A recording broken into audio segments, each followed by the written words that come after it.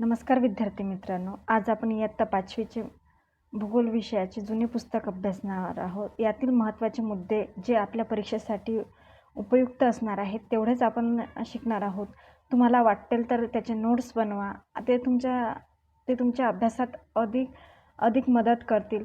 तसेही state board आणि NCERTचा अभ्यास करणे हा पाया समजला जातो, कोणत्याही परीक्षेचा पाया समजला जातो। तर इयत्ता 5वीच्या जुन्या पुस्तकामध्ये अतिशय महत्त्वाचे मुद्दे सांगितलेले आहेत, ते आज आपण बघणार आहोत। बघा, पृथ्वीचा आकार हा पहिला प्रकरण आहे। तर पृथ्वीचा आकार जो आहे तो गोल आहे, हे शास्त्रज्ञांनी अंदाज वर्तवलेला होता।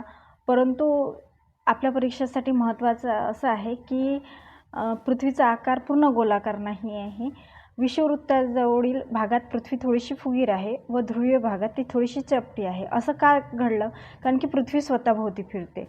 स्वतःभोवती फिरण्यामुळे ती काय आहे, विषुववृत्तीय भागात काय झालेली आहे, फुगीर झालेली आहे। त्यामानाने ध्रुवीय भाग जो आहे त्याचा किंचित चपटा बनलेला आहे। पृथ्वीचा विषुववृत्तीय व्यास जो आहे तो 12,756 किलोमीटर आहे, तर ध्रुवीय व्यास हा 12,714 किलोमीटर आहे। म्हणजे आपल्याला जर प्रश्नामध्ये विचारलेला आहे, एक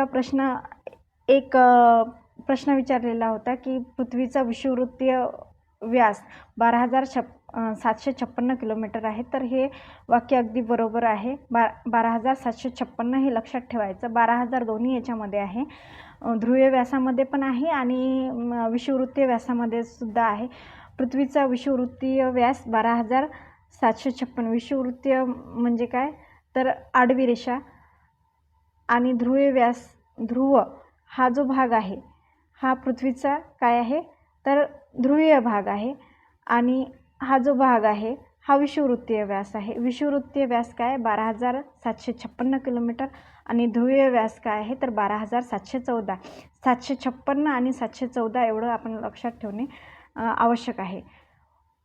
नंतर बघूया पृथ्वीवरील स्थान निश्चिती। पृथ्वीवरील स्थान निश्चिती म्हणजे आपण जिथे आहो, आज आपल्याला उपग्रहाच्या माध्यमातून, सॅटेलाईटच्या माध्यमातून किंवा मॅपच्या माध्यमातून आपण कुठे आहोत हे आपल्याला सहज दिसू शकते। परंतु पूर्वीच्या काळी हे सहज शक्य नव्हतं। म्हणून पृथ्वीच्या अक्षवृत्त व रेखावृत्त या असे भाग केलेले आहेत। तर पृथ्वीचे अक्षवृत्त म्हणजे काय, तर पृथ्वीचे अक्षवृत्त म्हणजे पृथ्वीवर काल्पनिक आडव्या रेषा काढलेल्या, आणि रेखावृत्त म्हणजे काय, तर पृथ्वीवर काढलेल्या उभ्या रेषा।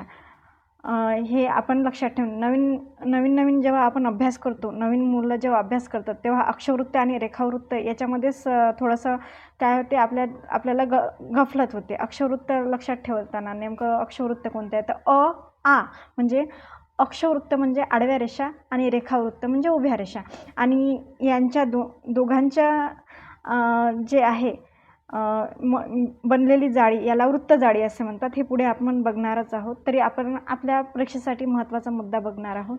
पृथ्वीच्या पृष्ठभागावरील अशा काल्पनिक आडव्या वर्तुळाकार रेषांना अक्षवृत्ते म्हणतात। या सर्व वर्तुळाकार रेषा एकमेकांना समांतर असतात, हाही मुद्दा लक्षात ठेवायचा। पहिला आपल्याला मुद्दा देऊ शकतात, वाक्य देऊ शकतात की पृथ्वीच्या पृष्ठभागावरील काल्पनिक वर्तुळाकार रेषांना अक्षवृत्ते म्हणतात। दुसरं वाक्य देऊ शकतात, या काल्पनिक आडव्या रेषांना एकमेकांना समांतर असतात, तर हे आपलं बरोबर राहणार आहे। यातील सर्वात मोठ्या अक्षवृत्ताला विषुववृत्त म्हणतात, तर सर्वात लहान बिंदुस्वरूप अक्षवृत्तास ध्रुव असे म्हणतात। आपण मागील प्रकरणात बघितलेले आहे की ध्रुव काय आहे आणि विषुववृत्त म्हणजे हे विषुववृत्तीय व्यास जो आहे, हा जो विषुववृत्तीय व्यास आहे हे सर्वात मोठं काय आहे, अक्षवृत्त आहे, त्याला विषुववृत्त म्हणतात, आणि सगळ्यात छोटं जो बिंदू आहे याला ध्रुव म्हणतात। तर हे आपण लक्षात ठेवावे। नंतरचा मुद्दा आहे बघा, या विषुववृत्त हे ध्रुवापासून समान अंतरावर असते, त्यास 0 अंशाचे अक्षवृत्त मानतात। त्यास उत्तरेस व दक्षिणेस इतर अक्षवृत्ते विचारात घेतली जातात। विषुववृत्तामुळे पृथ्वीचे उत्तर गोलार्ध व दक्षिण गोलार्ध असे दोन समान भाग होतात। अक्षवृत्तांचे विषुववृत्तापासूनचे अंतर अंशामध्ये सांगितले जाते, या अंतराला अक्षांश म्हणतात। विषुववृत्ताच्या दोन्ही बाजूस असतात, अक्षवृत्ते असतात, त्यामुळे त्यांचा उल्लेख करताना दिशा सांगणे आवश्यक असते. केवळ 25 अंश असे न सांगता 25 अंश उत्तर किंवा 25 अंश दक्षिण असे सांगितले जाते. ध्रुवाचे अक्षांशही 90 उत्तर किंवा 90 दक्षिण असे सांगितले जाते. पृथ्वीच्या पृष्ठभागावर विषुववृत्त व दोन्ही बाजूंकडील 1 अंश अंतराने काढलेली 180 90 अधिक 90 अक्षवृत्ते मिळून 181 अक्षवृत्ते मानतात. म्हणजे अक्षवृत्तांची संख्या किती आहे तर 181 आहे. पृथ्वी गोलावरील रेखावृत्ते, आता मी सांगितलेले आहे की आडव्या रेषांना अक्षवृत्ते म्हणतात आणि उभ्या रेषांना रेखावृत्ते म्हणतात. अक्षवृत्ताच्या आडव्या रेषांच्या जोडीला उभ्या रेषा मानणे आवश्यक असते, याशिवाय एखाद्या ठिकाणचे नेमके स्थान सांगता येणार नाही. उभ्या रेषा काढण्यासाठी या बिंदूंचा उपयोग केला जातो. या रेषा अर्धवर्तुळाकार असतात. बघा, अक्षवृत्ते काय असतात तर पूर्ण वर्तुळाकार असतात आणि रेखावृत्ते काय असतात तर अर्धवर्तुळाकार असतात. पृथ्वीवरील या अर्धवर्तुळाकार रेषांना रेखावृत्त असे म्हणतात. या रेखावृत्ताची लांबी सारखी असते. 2 रेखावृत्तातील अंतर दोन्ही ध्रुवापासून विषुववृत्ताकडे वाढत जाते. विषुववृत्तावर ते जास्तीत जास्त असते. 2 समोरासमोरची रेखावृत्ते मिळून एक पूर्ण वर्तुळ बनते. सर्व रेखावृत्त सारख्याच लांबीचे असल्याने त्यातील कोणतेही रेखावृत्त 0 अंश रेखावृत्त मानता येत नाही. बघा, ध्रुव हे 0 अंश मानले जाते आणि विषुववृत्त हे काय आहे 360 अंशाचे मानले जाते.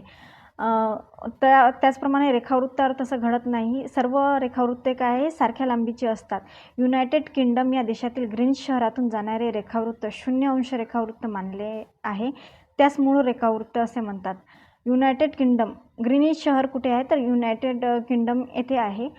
मूळ रेखावृत्त व 180 रेखावृत्त एकमेकांच्या समोर आहेत. मूळ रेखावृत्त व 180 अंश रेखावृत्त एकमेकांच्या समोर आहे. हे दोन्ही रेखावृत्ते मिळून एक वर्तुळ पूर्ण होते. यामुळे पृथ्वीचे पूर्व गोलार्ध आणि पश्चिम गोलार्ध असे 2 समान भाग होतात. अक्षवृत्तामुळे काय होते तर पृथ्वीचे उत्तर गोलार्ध आणि दक्षिण गोलार्धामध्ये समान भाग होतात. तर रेखावृत्तेमुळे काय होते तर पृथ्वीचे पूर्व गोलार्ध व पश्चिम गोलार्धात समान भाग होतात. मूळ रेखावृत्ताच्या पूर्वेस व पश्चिमेस 1 अंश अंतरावर 180 रेखावृत्ते आहेत.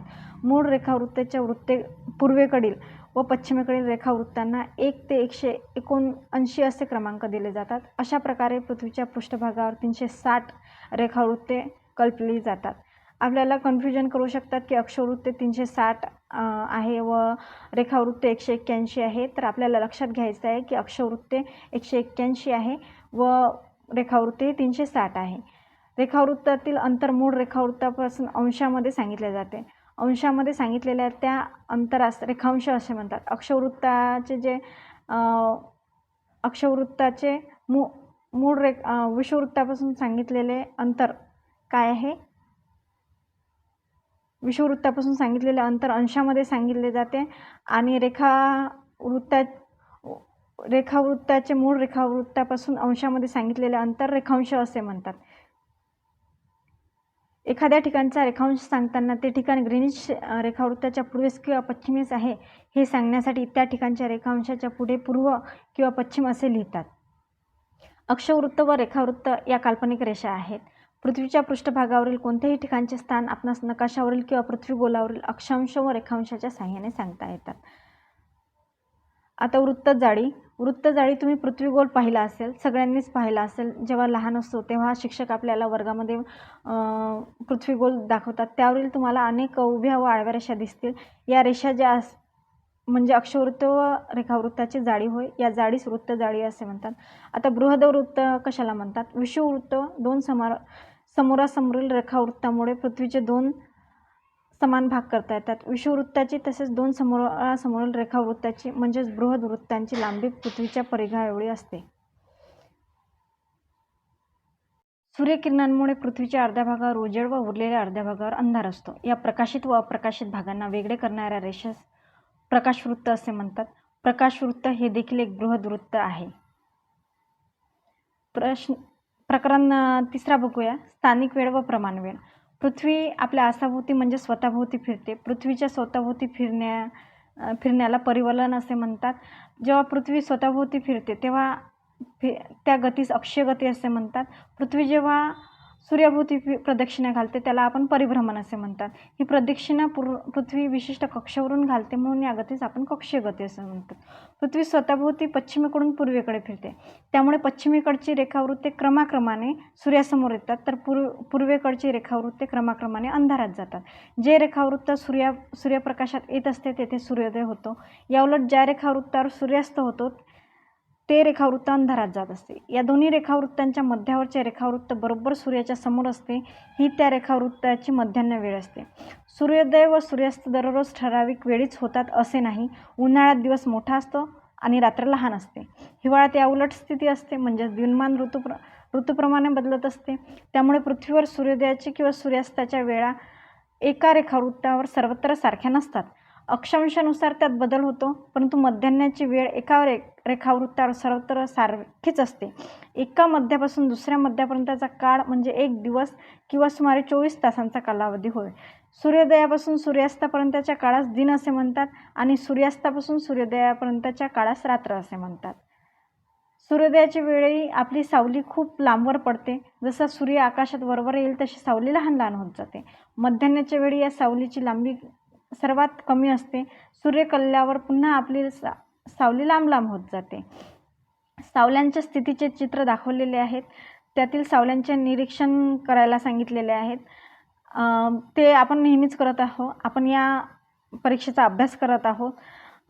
तर यातील महत्त्वाचे मुद्दे आपल्याला बघायचे आहेत. एखाद्या ठिकाणची वेळ जेव्हा आपण मध्यान्हानुसार सांगतो तेव्हा तिला त्या ठिकाणची स्थानिक वेळ असे म्हणतात. स्थानिक वेळ मर्यादित क्षेत्रात वापरताना अडचण येत नाही. जेव्हा विस्तीर्ण क्षेत्रातील लोकांचा एकमेकांशी संबंध येतो त्यावेळी स्थानिक वेळ वापरणे सोयीचे नसते. प्रत्येक 1 अंश अंतरावरील रेखावृत्ताच्या स्थानिक वेळेत 4 मिनिटांचा फरक असतो. हा 4 मिनिटांचा फरक आपल्याला फारसा मोठा वाटणार नाही, पण रेखावृत्ती अंतर जेव्हा जास्त असते तेव्हा हा फरक वाढत जातो. त्यामुळे ज्या देशाच्या पूर्व पश्चिम विस्तार जास्त असतो तेथे साधारणतः देशाच्या मध्यवर्ती रेखावृत्ताची स्थानिक वेळ ही संपूर्ण देशाची वेळ म्हणून मानली जाते. अशा वेळेस प्रमाणवेळ असे म्हणतात. आपल्या देशाचा पूर्व पश्चिम विस्तार जास्त आहे. अरुणाचल प्रदेशातील अतिपूर्वेकडचा प्रदेश आणि गुजरातचा अतिपश्चिमेकडचा प्रदेश यात सुमारे 29 रेखांशाचा फरक आहे. आपल्याला लक्षात ठेवायचे आहे की अरुणाचल प्रदेश व गुजरात यांच्यामध्ये किती रेखावृत्तांचा फरक आहे, तर 29 रेखांशाचा फरक आहे. 29 रेखांशाचा फरक आहे. म्हणजेच त्यांच्या स्थानिक वेळेत 1 तास 56 मिनिटाचा फरक पडतो. अरुणाचल प्रदेशात सूर्योदय होऊन दिवस उजाडतो तेव्हा गुजरातमधील लोकांची पहाट होत असते. 1 तास 56 मिनिटाचा म्हणजे साधारणतः 2 तासाचा फरक आहे. भारताची प्रमाणवेळ ही काय आहे? 82.30 पूर्व या रेखावृत्तावरून ठरवली जाते. भारताची प्रमाणवेळ ही कोणत्या रेखावृत्तावरून ठरवली जाते? तर 82°30' या पूर्व रेखावृत्तावरून ठरवली जाते. हे रेखावृत्त उत्तर प्रदेशातील अलाहाबाद शहराजवळून जाते. या रेखावृत्ताजवळ सूर्य मध्यान्ह स्थितीत आला म्हणजे भारतात दुपारचे 12 वाजले असे मानले जाते. यावेळी अरुणाचल प्रदेशातील मध्यान्ह वेळ टळून गेलेली असेल तर गुजरातमध्ये ती अद्याप यायची असेल तरीही 82°30' पूर्व रेखावृत्ताच्या मध्यान्ह वेळेप्रमाणे भारतात सर्वत्र दुपारचे 12 वाजले असे मानले जाते. या वेळेस भारतीय प्रमाणवेळ असे म्हणतात. भारतीय प्रमाणवेळ कोणती आहे? तर 82°30' पूर्व रेखावृत्ताला समजली जाते. जगातील काही देशांच्या पूर्व पश्चिम विस्तार खूपच मोठा आहे. अमेरिकेची संयुक्त संस्थाने, कॅनडा किंवा रशिया यासारख्या देशात एकच प्रमाणवेळ मानणे सोयीचे नाही आहे. बघा, अमेरिकेचा पूर्व पश्चिम विस्तार खूप जास्त आहे. त्याचप्रमाणे कॅनडा किंवा रशिया यासारख्या देशात एकच प्रमाणवेळ मानणे सोयीचे नसते. त्यामुळे तेथे 2 प्रमाणवेळा असतात किंवा त्यांच्या देशात ठरवलेल्या रेखावृत्ताप्रमाणे, मूळ रेखावृत्ताप्रमाणे ठरवलेल्या तेथे त्यांची वेळ निश्चित केली जाते, प्रमाणवेळ निश्चित केली जाते. अमेरिकेच्या संयुक्त संस्थानात 4 वेगवेगळ्या प्रमाणवेळा मानल्या जातात. अमेरिकेच्या संयुक्त संस्थानात 4 वेगवेगळ्या प्रमाणवेळ मानल्या जातात. वेगवेगळ्या देशातील प्रमाणवेळा वेगवेगळ्या असतात. त्यासाठी त्यांची तुलना जागतिक पातळीवर एका सर्वसामान्य ठिकाणाशी केली जाते. ग्रीनिच शहराजवळून जाणारे रेखावृत्त हे मूळ रेखावृत्त मानले जाते. त्यामुळे या ठिकाणच्या वेळेनुसार इतर देशांच्या प्रमाणवेळातील फरक सांगितला जातो. भारतीय प्रमाणवेळ ही ग्रीनिच वेळेपेक्षा 5 तास 30 मिनिटांनी म्हणजे 5.5 तास पुढे आहे. म्हणजे ग्रीनिचमध्ये सकाळचे 6 वाजले असतील तेव्हा भारतात सकाळचे 11:30 झालेले असेल. प्रकरण 5 आहे वातावरण. पृथ्वीभोवती असलेल्या हवेच्या आवरणास वातावरण असे म्हणतात. ते वायू रूप असून पृथ्वीशी निगडीत असते. शिलावरण, जलावरण, जीवावरणाप्रमाणे हे महत्त्वाचे आवरण आहे. वातावरणास रंग, गंध, चव नसते. वातावरणात हालचाल झाल्यावर त्याचे अस्तित्व जाणवते. वातावरणाचे घटक कोणकोणते आहे? वातावरणाचे मुख्यतः वायू, बाष्प आणि धूलिकण या 3 घटकांनी बनलेले असते. वातावरण हे मुख्यतः वायू, बाष्प आणि धूलिकण या 3 घटकांनी बनलेले असते. वायू, वातावरणात वेगवेगळे वायू असतात. यात nitrogen, oxygen, hydrogen, carbon dioxide, ozone इत्यादी वायू वातावरणात असतात. बाष्प, सूर्याच्या उष्णतेमुळे जलाशयातील पाण्याचे बाष्पीभवन होते. बाष्पीभवन म्हणजे काय? तर जलाशय, सागर असो, तलाव असो, याचे काय होते? वाफ होते, ती हळूहळू वर जाते. बाष्प वातावरणात मिसळते. वातावरणाच्या खालच्या थरात बाष्पाचे प्रमाण जास्त असते. धूलिकण, इंधनाचे ज्वलन, वाहतूक, बांधकाम, खाणकाम, वादळे, ज्वालामुखी इत्यादीमुळे असंख्य धूलिकण वातावरणात मिसळतात. वातावरणाच्या खालच्या थरात धूलिकणांचे प्रमाण जास्त असते. धूलिकणांभोवती बाष्प जमा होऊन जलकणांची निर्मिती होते. पृथ्वीच्या पृष्ठभागापासून जसे जसे उंच जावे तसे तापमानात बदल होतो. या बदलानुसार वातावरणाचे थर केलेले आहेत. बघा, आपण एक व्हिडिओ टाकलेला होता, त्याच्यामध्ये मी सविस्तर समजावून सांगितलेले वातावरणाचे स्तर. तपांबर, पृथ्वी पृष्ठालगत असणाऱ्या वातावरणाच्या थरास तपांबर असे म्हणतात. या थराचा विस्तार जो आहे तो 13 किलोमीटर अंतरापर्यंत आहे. या थरात जसे जसे उंच जावे तसे तसे तापमान कमी होते. वादळे, ढग, पाऊस इत्यादींची निर्मिती या थरात होते. तर आपल्याला प्रश्न येऊ शकतो की वादळे, ढग, पाऊस इत्यादींची निर्मिती कोणत्या थरात होऊ शकते? तर तपांबर या थरामध्ये वादळे, ढग, पाऊस इत्यादींची निर्मिती होते. तपांबराच्या वरच्या भागात तापमान उंचीनुसार बदलत नाही. बघा, जसे जसे उंच जावे तसे तसे तापमान काय होते? कमी होते असं सांगितलं जातं. परंतु असा एक भाग आहे जिथे तापमान उंचीनुसार बदलत नाही, तापमान स्थिर राहते, स्तब्ध राहते. या थराला तापस्तब्दी असे म्हणतात. तापस्तब्दी हा थर सुमारे 3 किलोमीटर जाळीचा आहे. त्यानंतरचा थर जो आहे तो स्थितांबराचा आहे. तापस्तंभीच्या वर स्थितांबर हा थर असून यात हवेची हालचाल होत नाही. या थरात बाष्प, धूलिकण इत्यादीचे प्रमाण खूप कमी असते. याचा विस्तार सुमारे 13 ते 50 किलोमीटरपर्यंत आढळतो. स्थितांबराच्या खालच्या भागात ओझोन वायूचा थर आहे. सूर्यापासून येणारे अतिनील किरण सजीवांना हानिकारक असतात. हे किरण ओझोन वायू शोषून घेतो, त्यामुळे जीवसृष्टीचे संरक्षण होते. स्थितांबरामध्ये ओझोन वायूचा थर असतो. हा प्रश्न आपल्याला, थर असतो का किंवा कोणत्या थरामध्ये ओझोन वायू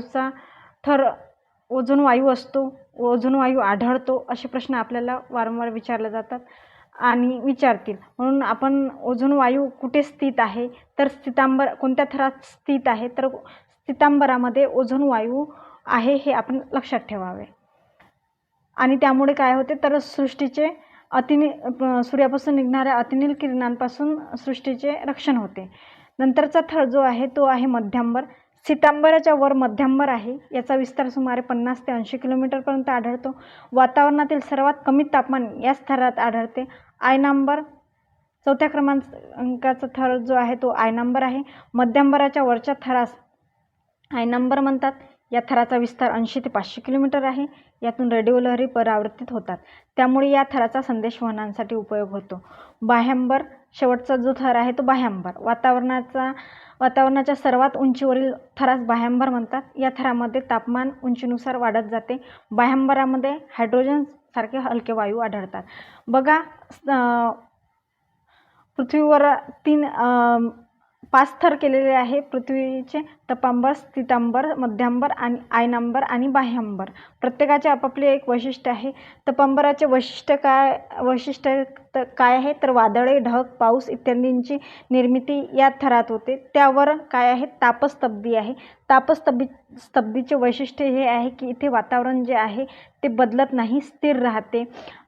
स्थितांबराचे वैशिष्ट्य काय आहे, तर ओझोन वायूचा थर याच्यामध्ये आढळतो. मध्यांबराचं काय आहे तर मध्यांबरामध्ये इथे सर्वात कमी तापमान आढळते.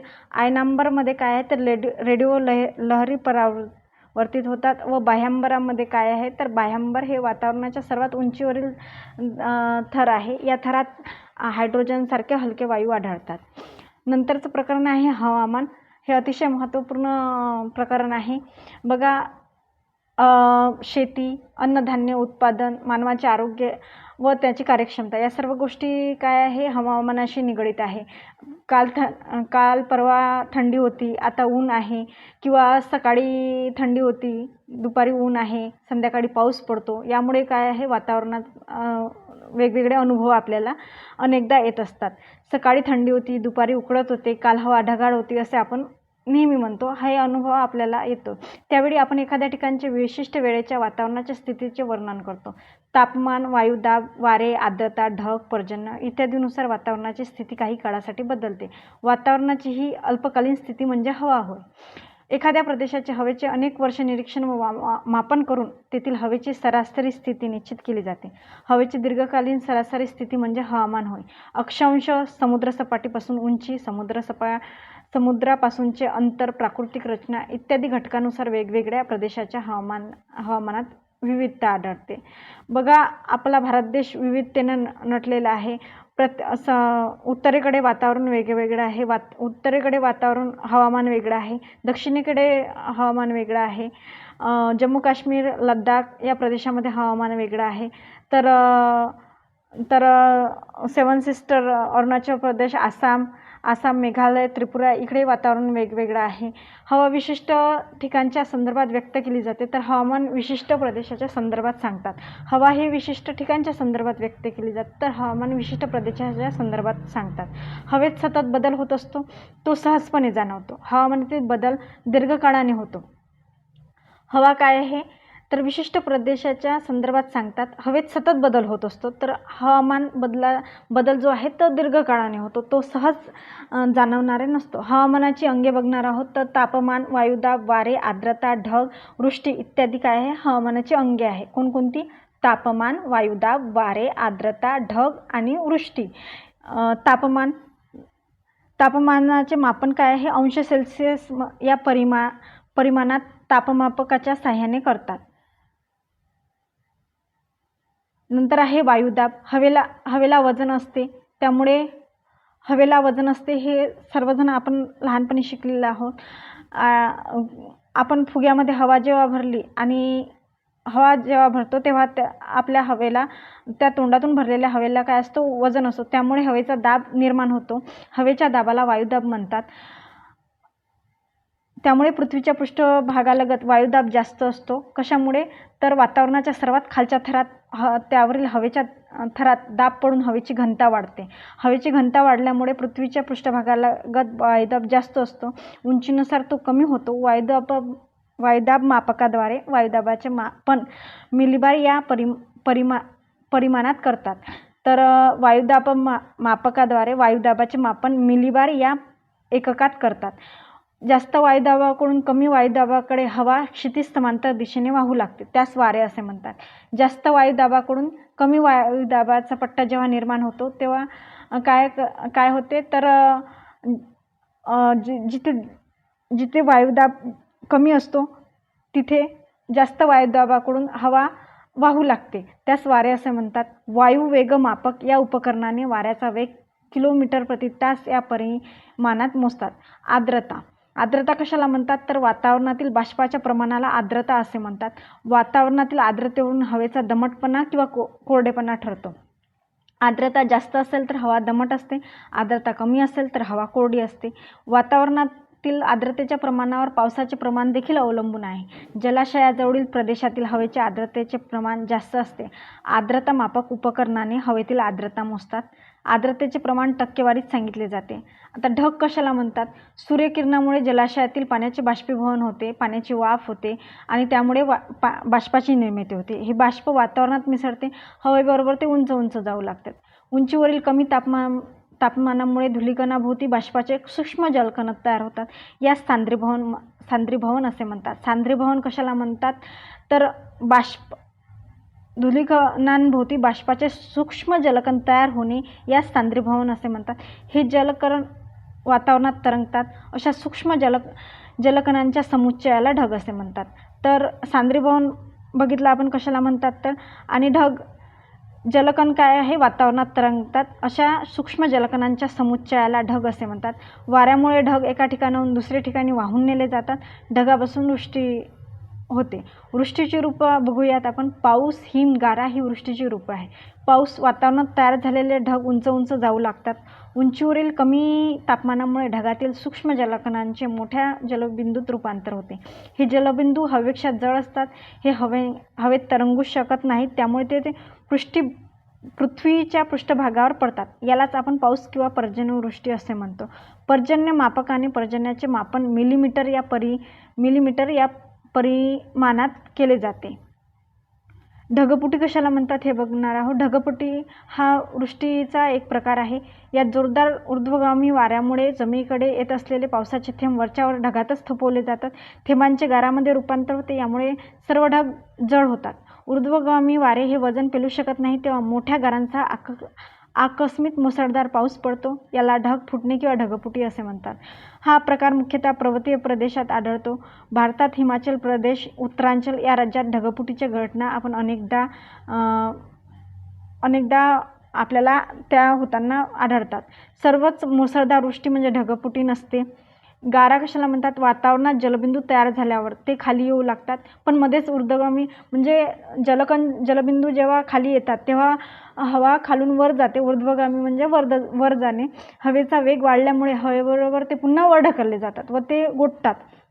त्या जमा झालेल्या बाष्प देखील गोठते. त्यामुळे काय होतं आहे तर जलबिंदू मोठे होतात, जड व स्थायीरूप बनतात आणि ते खाली येऊ लागतात. त्यांना गारे असे म्हणतात.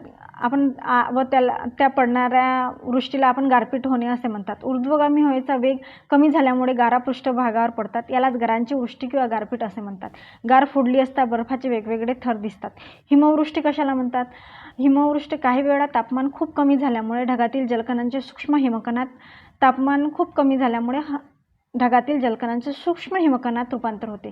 ते हवेत तरंगतात. तसेच अनेक सूक्ष्म हिमकण एकत्र आल्यावर ते मोठे व जड होतात. त्यामुळे पृथ्वीच्या पृष्ठभागाकडे येऊ लागतात. यालाच हिमवृष्टी किंवा हिमवर्षाव असे म्हणतात. जीवावरण नंतरचं प्रकरण आहे. जीवावरण आपल्या भोवती काय आहे, अनेक प्रकारच्या वनस्पती आहेत, प्राणी आहेत, सूक्ष्मजीव आहे. यांना आपण सजीव असे म्हणतात. सजीव पाणी, जमीन व हवेत आढळतात. सजीवांच्या आवरणास जीवावरण असे म्हणतात. जीवावरण ही जैविक आवरण असते, तर शिलावरण, जलावरण आणि वातावरण ही पृथ्वीची अजैविक आवरणे असतात. आपल्याला लक्षात ठेवायचं आहे की सजीवांच्या आवरणास जीवावरण असे म्हणतात. जीवावरण ही काय आहे तर जैविक आहे. तर शिलावरण म्हणजे दगडांचं आवरण, जलावरण म्हणजे समुद्र, तलाव आणि वातावरण म्हणजे हवा, आर्द्रता ही जी वातावरणाची पृथ्वीची अजैविक आवरणे आहेत. जीवावरणातील सर्व सजीव आणि अजैविक आवरणातून निर्माण होतात. त्यातच ते राहतात व त्यावर अवलंबून असतात. जीवावरणाची घटना बघूयात. वनस्पती, प्राणी व सूक्ष्मजीव हे जीवावरणाचे घटक आहे. वनस्पती त्यांच्या वाढीस लागणारे पोषक द्रव्ये मृदेतून मिळवतात. सौर ऊर्जेच्या साहाय्याने वनस्पती अन्नाची निर्मिती करते. पाणी अन्नासाठी प्रत्यक्ष किंवा अप्रत्यक्षपणे प्राणी जे आहेत ते अन्नासाठी प्रत्यक्ष किंवा अप्रत्यक्षपणे वनस्पतीवर अवलंबून. हरिण, ससे, हत्ती इत्यादी प्राणी आपले अन्न वनस्पतीपासून मिळतात. तर वाघ, सिंह यासारखे प्राणी जे आहे अन्नासाठी प्राण्यांवर अवलंबून असतात, म्हणजे अन्नासाठी अप्रत्यक्ष वनस्पतीवर अवलंबून असतात. सूक्ष्मजीव मृत व जिवंत वनस्पती आणि प्राण्यांवर जगतात. अशा तऱ्हेने वनस्पती, प्राणी व सूक्ष्मजीव एकमेकांवर अवलंबून असतात. जीवावरणातील प्रत्येक घटकाचे अस्तित्व हे परस्परावर अवलंबून असते. जीवावरणाची सीमा शिलावरण, जलावरण आणि वातावरणामध्ये जीवावरण आढळते. वातावरणात जास्त उंचीवर ऑक्सिजनचा अभाव असतो. वायुदाब, आर्द्रता व तापमान कमी होते. त्यामुळे ठराविक उंचीपर्यंत वातावरणात सजीव आढळतात. जमिनीत काही खोलीपर्यंत सजीवांना जगण्यासाठी पोषक स्थिती असते, तेथे सजीव असतात. समुद्र, महासागराच्या सर्वच भागात कमी अधिक प्रमाणात सजीव आढळतात. तेथे त्यांना जगण्यासाठी अनुकूल तापमान असते व अन्नाचा पुरवठा होतो. वातावरणात काही उंचीपासून ते जमीन, काही खोलीपर्यंत जीवावरण आढळते. पृथ्वीच्या पृष्ठभागालगत सजीवांची संख्या जास्त आढळते. सजीवांचे वर्गीकरण. सजीवांचे वर्गीकरण केलेले आहे. सजीवांच्या विविध क्रियांसाठी त्यांना ऊर्जेची गरज असते. ही ऊर्जा त्यांना अन्नाद्वारे मिळते. अन्न मिळणाऱ्या पद्धतीनुसार सजीवांचे वनस्पती, प्राणी व सूक्ष्मजीव असे 3 गट केले जाते. वनस्पती, प्राणी काय आहे, काही वनस्पती, काही प्राणी जे आहे, सर्वच प्राणी म्हटलं तरी चालते. प्राणी हे परपोषी आहे. प्राण्यांना परपोषी का म्हटलं जाते, तर प्राणी स्वतःचे अन्न तयार करू शकत नाही. म्हणजे तुम्ही कुठलाही प्राणी बघा, तो वनस्पतीवर अवलंबून असतो, म्हणून त्याला परपोषी असे म्हणतात. मानवास व अन्य प्राण्यांना अन्नासाठी काय आहे, वनस्पतीवर इतर जीवावर अवलंबून राहावे लागतात, म्हणून मानवसुद्धा परपोषी आहे. सूक्ष्मजीवांमध्ये जीवाणू, विषाणू इत्यादीचा समावेश होतो. हे देखील प्राण्यांप्रमाणे परपोषी आहेत, म्हणून त्यांना अन्नासाठी वनस्पती व प्राण्यांवर अवलंबून राहतात. तर परजीवी कशाला म्हणतात, तर अमरवेलीसारखे काही वनस्पती व पोटात राहणारे जंत हे पोषणासाठी नव्हे, तर त्यांच्या अस्तित्वासाठी पूर्णपणे इतर जीवांवर अवलंबून असतात, म्हणून त्यांना परजीवी असे म्हणतात. म्हणजे आपण परपोषी आणि परजीवी याच्यामध्ये फरक करू शकतो की परपोषी म्हणजे काय, तर पोषणासाठी इतर जीवांवर किंवा वनस्पतीवर अवलंबून असणे. तर परजीवी म्हणजे काय, तर स्वतःचे अस्तित्व टिकवण्यासाठी ते इतर जीवांवर अवलंबून असतात. म्हणजे अमरवेल आणि पोटातील जंत हे त्यातील सगळ्यात महत्त्वाचे उदाहरण आहे. नंतरचं प्रकरण आहे भारत स्थान व विस्तार.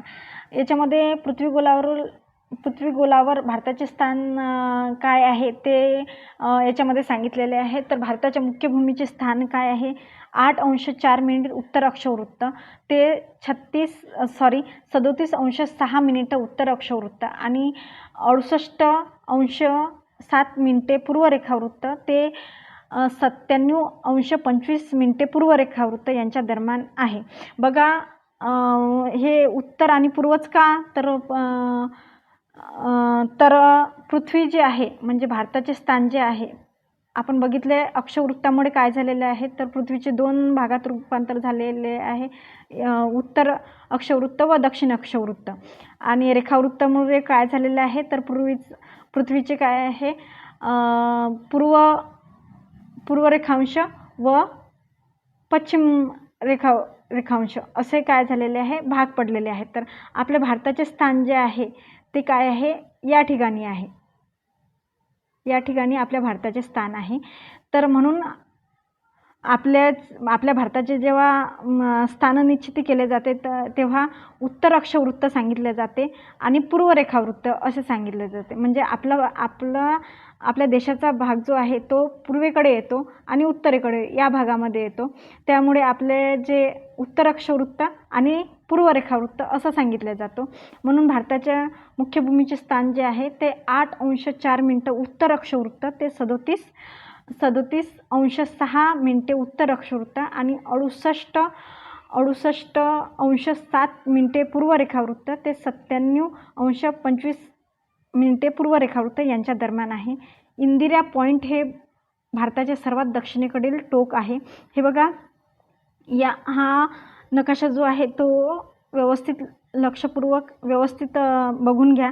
म्हणजे इथे आपले जे स्थान दाखवलेले आहे की 37°6' उत्तर आणि 8°4' उत्तर ते 37°6' उत्तर अक्षवृत्त असं भारताचे काय आहे, स्थान आहे. आता इंदिरा पॉईंट जो आहे भारतातील सर्वात दक्षिणेकडील टोक जे आहे ते 6°45' उत्तर अक्षवृत्तावर आहे. भारत आशिया खंडाच्या दक्षिण भागात आहे. भारत हा आशिया खंडामध्ये आहे, तो आशिया खंडाच्या दक्षिण भागामध्ये आहे. विस्तार जो आहे भारताचं पूर्व पश्चिम अंतर जे आहे ते जास्त आहे. त्यामुळे त्याचं जे अंतर आहे सुमारे 3000 किलोमीटर आहे. तर उत्तर दक्षिण जास्तीत जास्त अंतर 3200 किलोमीटर आहे. उत्तर दक्षिण अंतर जे आहे ते जास्त आहे. पूर्व पश्चिम अंतरापेक्षा उत्तर दक्षिण अंतर जे आहे ते जास्त आहे, 200 किलोमीटर याने. भारताचा पूर्व पश्चिम विस्तार मध्यभागी जास्त आहे. उत्तरेस व दक्षिणेस विस्तार कमी होत गेलेला आहे. भारताचा दक्षिण भाग तिन्ही बाजूने व्यापलेला आहे, म्हणून या भागास भारतीय द्वीपकल्प असे म्हणतात. भारताचे क्षेत्रफळ जे आहे ते 32,87,263 चौरस किलोमीटर आहे. क्षेत्रफळाच्या बाबतीत भारतात जगात 7वा क्रमांक लागतो. भारताची भूसीमा जे आहे ते 15,200 किलोमीटर लांबीची आहे. मुख्य भूमी जे व सागरी बेटे मिळून जे आहे भारतात 7,517 किलोमीटर लांबीचा समुद्रकिनारा लाभलेला आहे. हे सुद्धा प्रश्न येऊ शकतो की भारतात एकूण किती समुद्रकिनारा लाभलेला आहे. त्या 7,517 किलोमीटर लांबीचा समुद्रकिनारा, सागर किनारा भारताला लाभलेला आहे. भारताची भूसीमा किती किलोमीटर आहे तर 15,200 किलोमीटरची भारताची भूसीमा आहे. नंतरचा मुद्दा आहे की भारताच्या सीमा कोणकोणत्या देशास लाभलेल्या आहेत. तर इथे हा जो नकाशा दिलेला आहे यामध्ये भारताच्या सीमा ह्या इतर देशांना कुठे लाभलेल्या आहे. अरबी समुद्राला कोणती सीमा लागलेली आहे. पश्चिमेकडील सीमा लागलेली आहे. बंगालच्या उपसागराला पूर्वेकडील सीमा लागलेली आहे. भारताच्या वायव्येस पाकिस्तान व अफगाणिस्तान आहे. भारताच्या उत्तरेस जो हिमालय पर्वताच्या उत्तरेकडे ताजिकिस्तान, किर्गिस्तान आहे. भारताच्या ईशान्येस नेपाळ, भूटान, चीन. भारताच्या पूर्वेस बांगलादेश, म्यानमार आहे. असे भारताला सीमा लाभलेले आहेत. राजकीय विभाग जे आहे हे नवीन घटकानुसार आपल्याला करून घ्यायचे आहे की आपल्याला किती घटक 28 घटक राज्य आहे आणि 8 संघ राज्यशास्त्र आहे. दिल्ली ही भारताची राजधानी आहे. हे ओल्ड पुस्तक असल्यामुळे यात ओल्ड डाटा आहे तो आपण करेक्ट करणं महत्त्वाचं आहे. क्षेत्रफळाच्या बाबतीत राजस्थान हे भारतातील सर्वात मोठे राज्य आहे. त्याखालोखाल मध्य प्रदेश व 3रा क्रमांक आपल्या महाराष्ट्राचा लागतो. गोवा हे भारतातील सर्वात कमी क्षेत्रफळ असलेले राज्य आहे.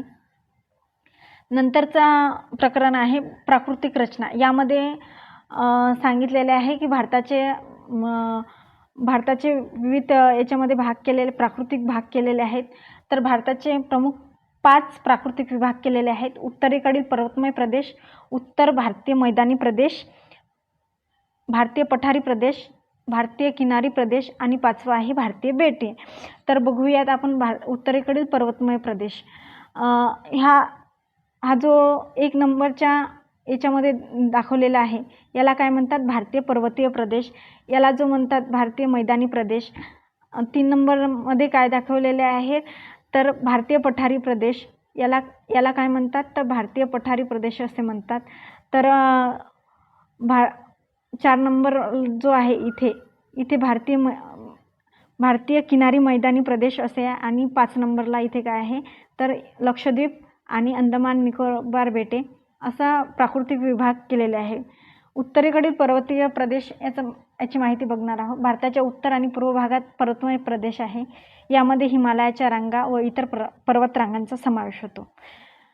या पर्वतरांगांचा जास्त उंचीचा भाग हा हिमाच्छादित असतो, म्हणून या पर्वताला हिमालय असे म्हणतात. तर हिमालयाला हिमालयच असे का म्हणतात तर याचा जास्तीत जास्त उंचीचा भाग हा हिमाच्छादित असतो. हिमालय पर्वताचा विस्तार जम्मू काश्मीरपासून ते अरुणाचल प्रदेश पर्यंत आहे. भारतातील हिमालयाचे पश्चिम हिमालय व पूर्व हिमालय असे 2 भाग केले जातात. तर हिमालयाचे आपण इथे या नकाशामध्ये बघू शकतात की भारताचे काय आहे पश्चिम हिमालय व पूर्व हिमालय असे 2 भाग केले जातात. यांच्या दरम्यानचा मध्य हिमालयाचा भाग नेपाळमध्ये आहे. याच्यामधला हा भाग जो आहे हा भाग नेपाळमध्ये जातो, म्हणून आपण आपल्या देशामध्ये जो आढळणारा पश्चिम हिमालय व पूर्व हिमालय असा भाग केलेला आहे. दक्षिणेकडून उत्तरेकडे या रांगांना शिवालिक, दक्षिणेकडून उत्तरेकडे. आता बघा, दक्षिणेकडून उत्तरेकडे जर आपण गेलो तर या रांगांना शिवालिक, हिमांचल आणि बृहद हिमालय अशी नावे आहेत. या रांगांची उंची उत्तरेकडे वाढत जाते. या रांगांशिवाय झास्कर, लडाख, काराकोरम झास्कर, लडाख आणि इथे जो आहे काराकोरम या रांगांचा व लडाखचे पठार यांचा समावेश पश्चिम हिमालयात होतो. या भागात अनेक सरोवरे आहेत. यापैकी काही सरोवर खाऱ्या पाण्याची आहेत. या पर्वतात उगम पावणाऱ्या अनेक नद्यांचा खनन कार्यामुळे खोल दऱ्या तयार झालेल्या आहेत. सिपकी, जोजिला, नितिला, काराकोरम, बनिहाल इत्यादी खिंडी या भागात आढळतात. याची विस्तृत माहिती आपण पुढील व्हिडिओमध्ये बघणार आहोत. हा फक्त आपल्याला डाटा लुक करायचा आहे की या पुस्तकामध्ये काय आपल्या परीक्षेसाठी काय महत्त्वाचं आहे. तर हिमालयाची उंची 600 मीटरपासून 8000 मीटरपर्यंत आहे. काही शिखरांची उंची 8000 मीटरपेक्षा जास्त आहे. केटू, गाशेरब्रूम, नंगा पर्वत, नंदा देवी अनेक उंच शिखरे या रंगात आहे. यापैकी केटू 8611 मीटर हे भारतातील सर्वात उंच शिखर आहे. हे नेपाळमध्ये आहे.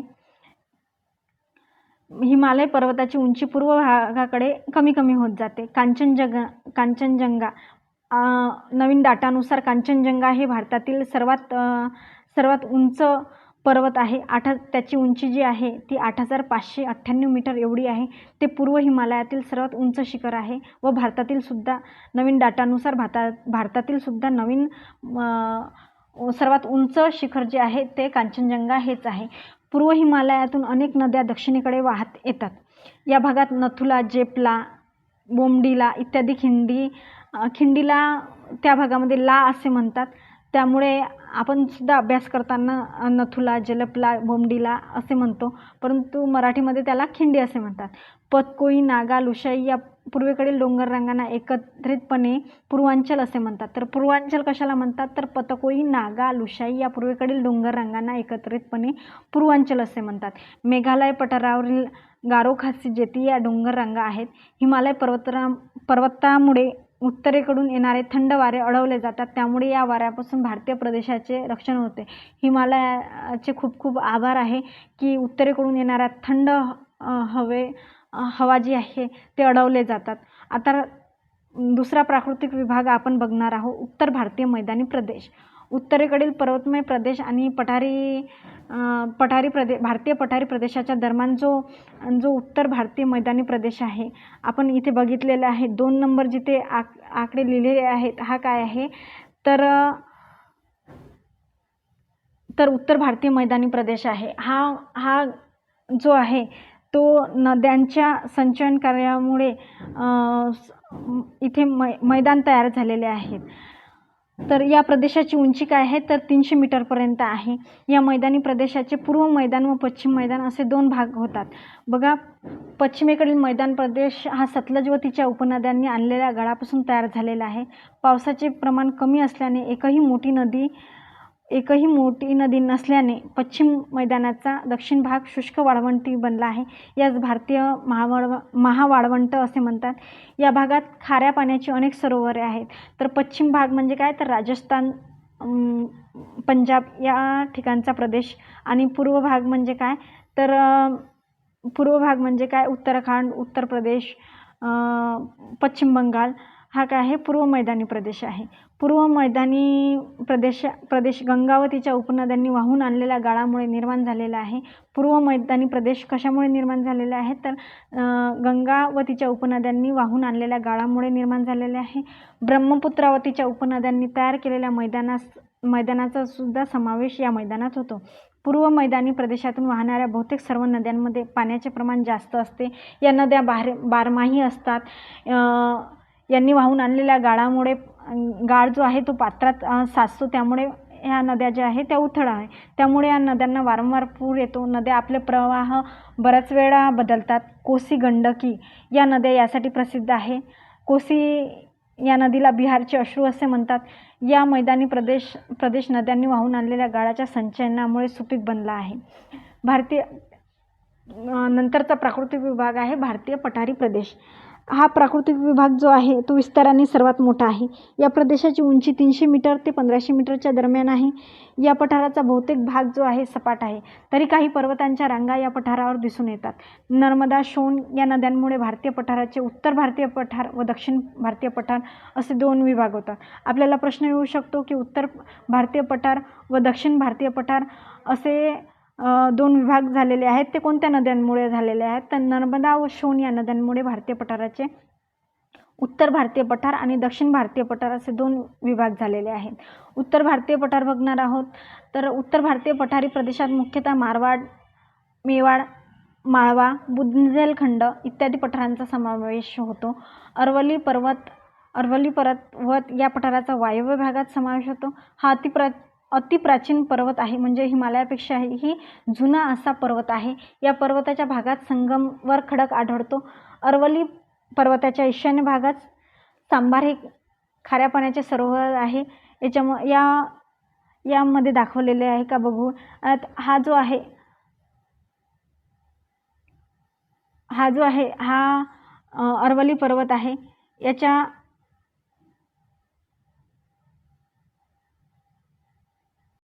अरवली पर्वत हा अतिप्राचीन पर्वत आहे. या पर्वताच्या भागात संगमवर खडक आढळतो. अरवली पर्वताच्या ईशान्य भागात सांबार हे खाऱ्या पाण्याचे सरोवर आहे. तर बघा इथे अरवली पर्वत, इथे काय आहे, अरवली पर्वत आहे आणि त्याच्या ईशान्येला जो आहे तो सांबार सरोवर आहे. याचप्रमाणे पश्चिम मैदान, पूर्व मैदान या नकाशामध्ये दाखवलेले आहे. आणि अरवली पर्वत जो आहे हा इथे स्थित आहे. हा अतिशय प्राचीन पर्वत म्हणून ओळखला जातो. हा पूर्वीपासून सुद्धा अवस्थित होता म्हणून. आणि सांबार सरोवर जे आहे हे अरवलीच्या ईशान्य दिशेला आहे. आता दिशा कशा निश्चित करायच्या, तर बघा ही उत्तर दिशा, ही दक्षिण दिशा, ही पूर्व दिशा आणि ही पश्चिम दिशा, हे सगळ्यांना माहिती आहे. तर उपदिशा कशा, वायव्य, ईशान्य, आग्नेय आणि नैऋत्य. एक ट्रिक पण आहे, वानर इकडे आलेच नाही, या ट्रिकने सुद्धा आपण दिशा लक्षात ठेवू शकतो. तर बघा हे पश्चिम मैदान, हे पूर्व मैदान. हा जो नकाशा आहे हा आपल्या बरेच गोष्टी क्लिअर करून देतात. बघा याच्यामध्ये काराकोरम खिंड आहे, बनिहाल खिंड आहे, जोजिला खिंड आहे, त्याचप्रमाणे मनाला खिंड आहे, नीतीला खिंड आहे, मानसरोवर दाखवलेले आहे, त्याच्यातून उगम पावलेली सतलज नदी ही दाखवलेली आहे. आणि त्याचप्रमाणे नथुला, जलपला या सुद्धा खिंडी आहेत. इकडे पूर्वांचलला जर आपण बघितलं, पूर्वांचल कशाला म्हणतात, तर बघा या ज्या खिंडी आहे पतकोई, नागा आणि लुशाई डोंगर, याला काय म्हणतो आपण, तर पूर्वांचल असे म्हणतो. आणि गारो, खासी जैतिया या मेघालय पठारावरील काय आहे, टेकडे आहेत. तर आणि पुन्हा आपल्याला शिवालिक रांग, झास्कर रांग, लडाख रांग आणि काराकोरम रांग हे पण दाखवलेले आहे. आपण नकाशाचे वाचन जेव्हा करतो बघा, त्याचप्रमाणे शिखरे सुद्धा दिलेली आहे. बघा बोलण्याच्या ओघात माझं चुकून तुम्हाला सांगितलं गेलेलं आहे की केटू हे नेपाळमध्ये आहे, परंतु केटू हे काय आहे, पाक व्याप्त काश्मीरमध्ये आहे. केटू काय आहे, पाक व्याप्त काश्मीरमध्ये आहे. त्याच्यामुळं आपण भारतातील जे सर्वात उंच शिखर असे म्हणतो तेव्हा कांचनजंगा हे ठरवतात, परंतु ते स्वतंत्र भारतातील आहे. आणि म्हणजे परीक्षेच्या आणि त्याचप्रमाणे पर्यायाप्रमाणे तुम्ही सांगू शकता की केटू हे सर्वात उंच शिखर आहे, परंतु ते पाकव्याप्त आहे आणि ते सध्या आपल्याकडे नाही आहे. म्हणून सध्या जर बघितलेलं आहे तर कांचनजंगा हे भारतातील सर्वोच्च शिखर आहे. जर कांचनजंगा हे नसेल आणि केटू हे पर्यायात उत्तर असेल तर केटू तुम्ही बिनधास्तपणे टिक करून येऊ शकता. तर बघा उत्तर भारतीय पठारामध्ये काय सांगितलेलं आहे की मेवाड, माळवा, बुंदेलखंड इत्यादी पठारांचा समावेश होतो. गुरु शिखर जे आहे अरवली पर्वतातील 1722 मीटर हे काय आहे, सर्वात उंच शिखर आहे. विंध्य पर्वत पूर्व पश्चिम दिशेत पसरलेला आहे.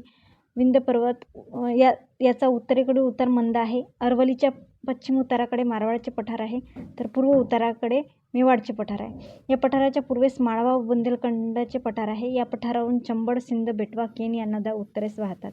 दक्षिण भारतीय पठार हे पठार अतिप्राचीन खडकांचे बनलेले आहे.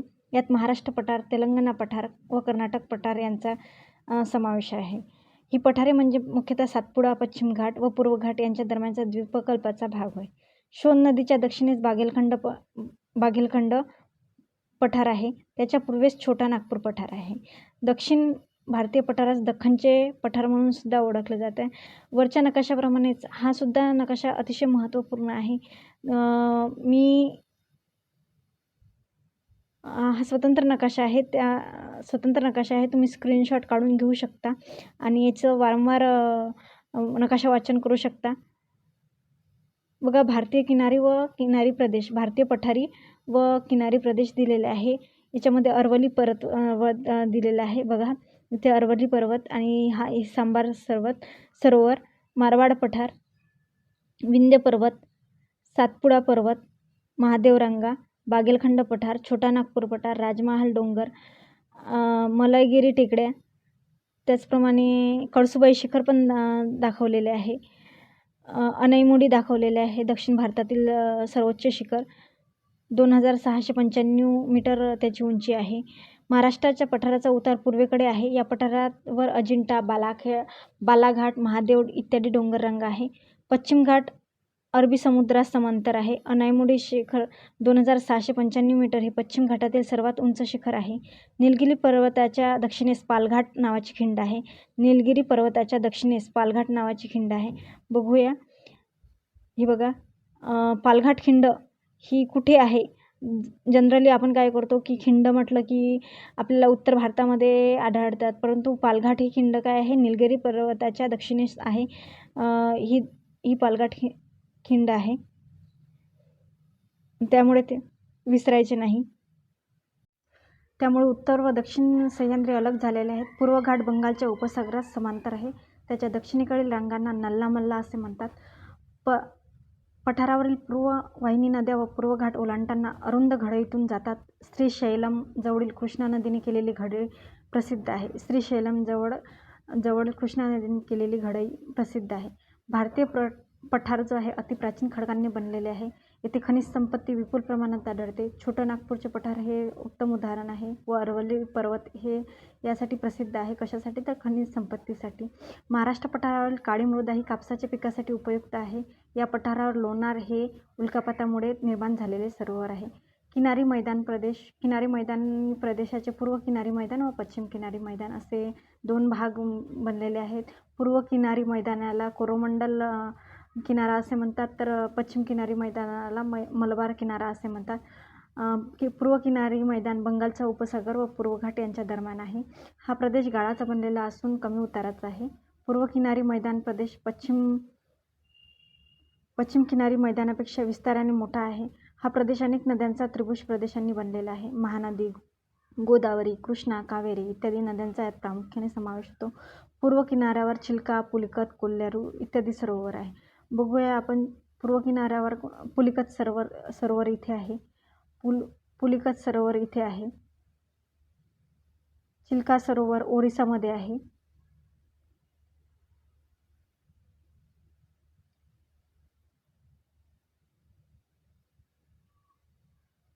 हा किनारा दंतूर नसल्यामुळे नैसर्गिक बंदरे कमी आहे. भारताच्या पश्चिम किनाऱ्यालगत असलेला सखल मैदानी प्रदेश पश्चिम किनारी मैदान म्हणून ओळखला जातो. कच्छच्या रणापासून कन्याकुमारीपर्यंत पश्चिम किनारी मैदान पसरलेले आहे. उत्तरेकडे या मैदानाची रुंदी जास्त आहे. दक्षिण भागाकडे रुंदी कमी आहे. पश्चिम किनारी प्रदेशामध्ये नद्या वेगाने वाहतात. आपल्याला माहिती आहे कोकण किनारा हा जो काय आहे इथे नद्या वेगाने वाहतात. पश्चिम किनारी भागात कोकण किनारा येतो.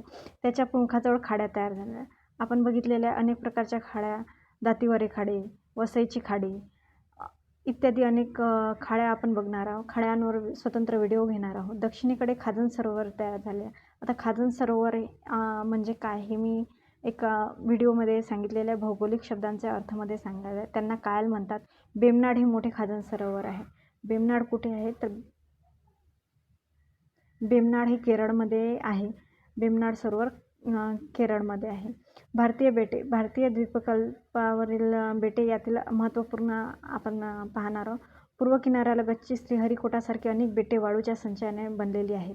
अरबी समुद्रात असलेल्या बेटांच्या समूहास लक्षद्वीप असे म्हणतात. अरबी समुद्रात असणाऱ्या बेटांना काय म्हणतात? तर लक्षद्वीप म्हणतात. आणि बंगालच्या उपसागरात असणाऱ्या बेटांना अंदमान निकोबार असे म्हणतात. लक्षद्वीप बेटे ही प्रवाळाच्या संचयाने बनलेली आहेत. बंगालच्या उपसागरात अंदमान निकोबार बेटांचा समूह आहे. यातील बहुतेक बेटे व जलमग्न पर्वताची शिखरे आहेत. जलमग्न पर्वते काय आहेत हे सुद्धा आपण बघणार आहे. ही बेटे विस्ताराने मोठी आहेत. त्यांचा मध्यभाग डोंगराळ आहे.